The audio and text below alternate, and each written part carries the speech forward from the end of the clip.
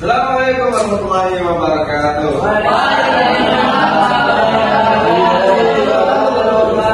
Gimana kabarnya anak-anakku semua? Hari ini tanggal berapa? 3, Pak. Kira-kira ada yang belum masuk belum kelasnya? Oke, Bapak absen dulu ya. Ya. Iqbal Saputra, Hadir, Pak.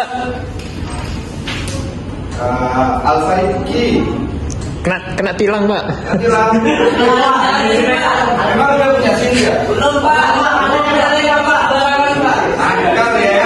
Enggak, sampai, Pak. Besok kamu Bapak suruh ke BK ya? Oh ini, Hadir, Pak. Selalu hadir. Anissa. Oh hadir. Apis. Hadir, Pak. Oke. Nafisa. Kawurian. Aras. Hadir, Pak. Mabruri. Hadir. Bolos Pak, bolos. Hadir, Pak. Muhammad Abdul Hafiz. Hadir, Pak. Andrian. Hadir Pak. Afandi. Hadir. Muhammad Azam Hafiz. Nggak hadir. Kemarin itu rokok dia. Kan dia. Hadir, Pak. Ada yang kayak dia nggak? Rokok. Saya enggak, Pak.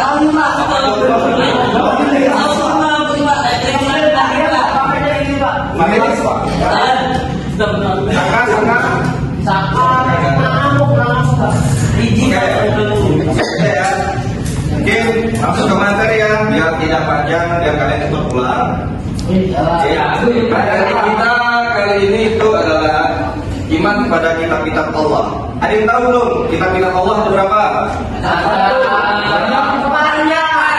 Betul, ada 4. Oke, jadi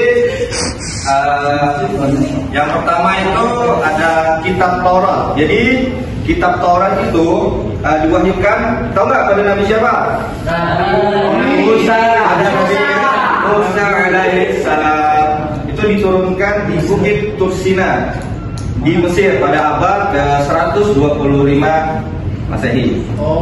Jadi pokok ajaran kitab Taurat itu berisi tentang akidah atau tauhid gitu, dan hukum-hukum syariat Islam. Baik, yang kedua ada kitab Injil. Jadi kitab Injil itu diwahyukan kepada Nabi Isa alaihi salam sekitar abad Masehi di daerah Yerusalem, Israel yang sekarang menjajah negeri kita Palestina. Oke, jadi pokok ajaran kitab Injil itu sama dengan kitab sebelumnya gitu. Kitab tadi jadi kitab Injil ini sebagian itu menghapus hukum-hukum di kitab Taurat yang tidak sesuai dengan zaman pada saat itu. Oke, lanjut saja. Yang ketiga itu ada kitab Zabur. Jadi kitab Zabur ini diwahyukan kepada Nabi Daud alaihi salam sekitar abad ke-10 sebelum Masehi di Yerusalem, Israel juga. Jadi pokok ajaran dari kitab Zabur ini berisi tentang zikir, itu nasihat, hikmah, akidah, hukum-hukum syariat Islam juga. Nah, yang terakhir ini ada kitab terakhir dan juga kitab penyempurna dari kitab-kitab yang lain, yaitu kitab Al-Quran. Pintar sekali anak-anakku semuanya. Jadi kitab Al-Quran itu dibagikan kepada Nabi terakhir. Ada yang tahu Nabi terakhir siapa? Nah, ya sallallahu alaihi wasallam. Itu tipu, Pak. Ada yang tipu. Baik, ini baru ini asisten saya salah. Benar ya.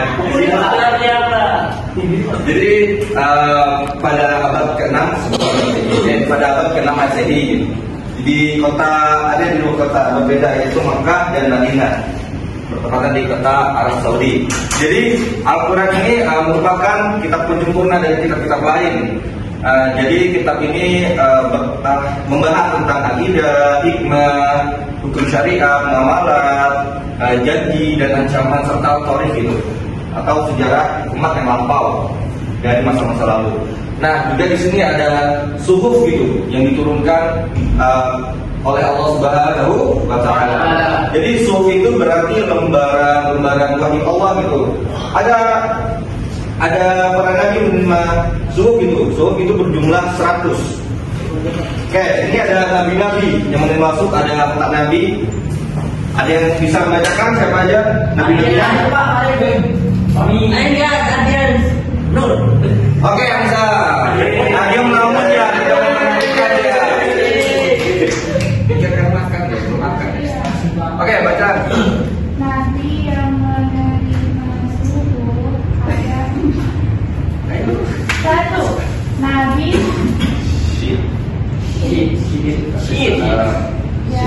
menerima sebanyak 50 suhuf. Nabi Idris alaihissalam menerima sebanyak 30 suhuf. Nabi Ibrahim alaihissalam menerima sebanyak 10 suhuf. Salah sedikit pun, karena kemurnian Al-Quran itu tiada tandingnya. Oke, yang ketiga itu membaca dan juga mempelajari dan juga memahami dan mengamalkan ajaran yang ada di dalam Al-Quran. Oke, lanjut. Keutamaan Al-Quran dari kitab yang lain itu adalah Al-Quran itu terpelihara gitu kemuniannya hingga pada zaman-zaman besok lah. Zaman-zaman akhir tuh besok masih sempurna Al-Quran. Kedua itu juga tidak ada sesuatu makhluk pun yang dapat menandingi kehebatan atau kebenaran isi Al-Quran tersebut. Jadi tidak ada bisa, maupun sehebat manusia apapun tidak bisa mengalahkan isi-isi kandungan dari Al-Quran. Dan juga yang keempat yang terakhir, isi Al-Quran itu mencakup semua aspek kehidupan dari sosiologi, filsafat, semua itu udah ada terkandung dalam Al-Quran. Paham anak-anak semua? Paham. Enggak paham keluar dari kelas bapak ya. Oke. Mungkin yang terakhir ini ada hikmah iman kepada kitab-kitab Allah. Yang keempat tadi yang telah Bapak jelaskan. Yang pertama itu ada mempertebal keimanan kita kepada Allah Subhanahu wa Ta'ala. Yang kedua ada mengetahui perhatian Allah Subhanahu wa Ta'ala itu terhadap hamba-hambanya.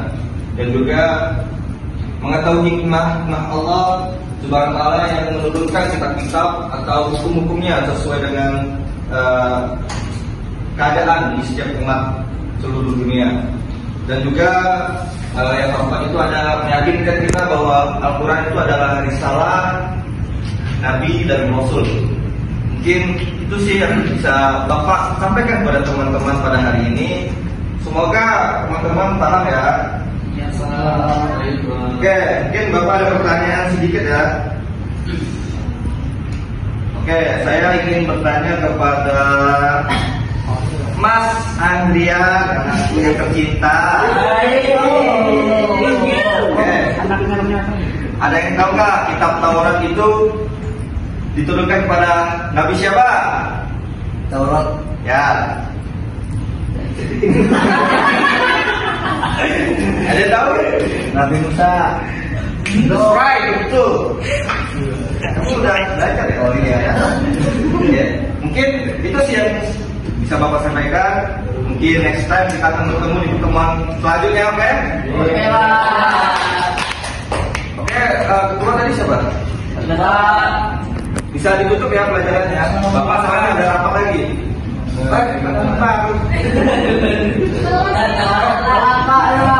kali jam telat ya? Iya. Oke, tutup. Ketua, kelas. Mari kita tutup Oke. pelajaran kita pada pagi hari ini. Bacaan doa kafaratul majelis.